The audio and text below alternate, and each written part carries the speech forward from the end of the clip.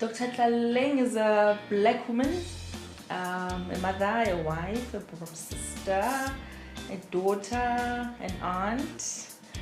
And yeah, I've been a doctor now for 10 years, so I think, I'm a lot of things to many people. I'm a general practitioner with an interest in sexual and reproductive health. I'm also doing a lot of advocacy work nationally, but also globally.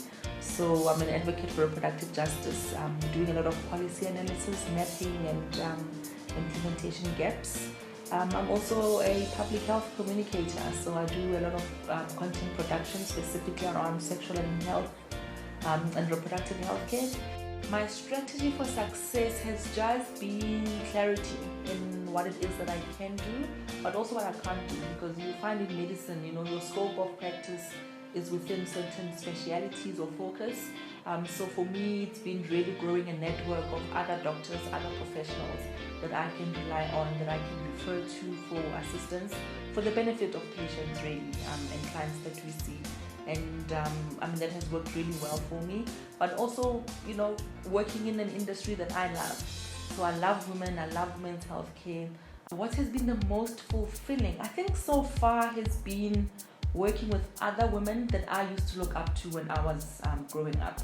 As a young black woman, you have the age thing against you. You're black, you're young, you're a woman.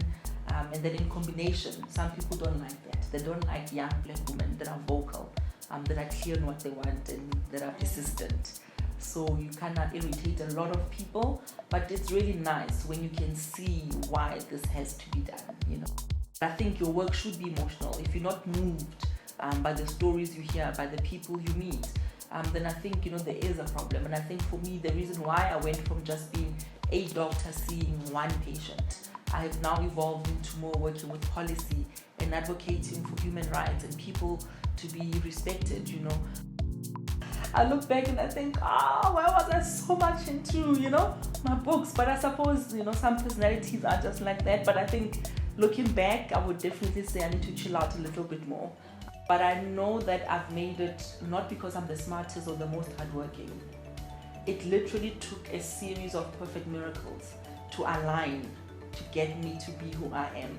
And I think if I look at my mom and what she had to go through to make sure that I'm educated, I'm clothed, I'm fed, I'm loved and comfortable, I often think, even for her, it was a victory, but that she had to go through all of that just so that her kids can thrive and survive in this world, I think, it's not fair.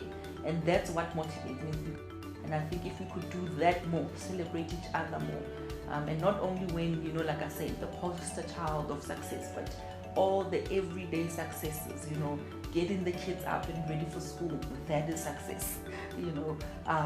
Making through an evening of dinners and homework and packing for the next day, that is a moment of success. And I think we focus so much on the big things that we neglect to really refill, our spirits and to sort of get us going again. And that's why people burn out, because we're so focused on the big win that you neglect all the little, victories along the way. Let's be less harsh on ourselves, celebrate ourselves more often, and celebrate every little victory. And because it doesn't matter how little it is, it feeds into the bigger vision and the bigger system. And I think if we could do that more, celebrate each other more,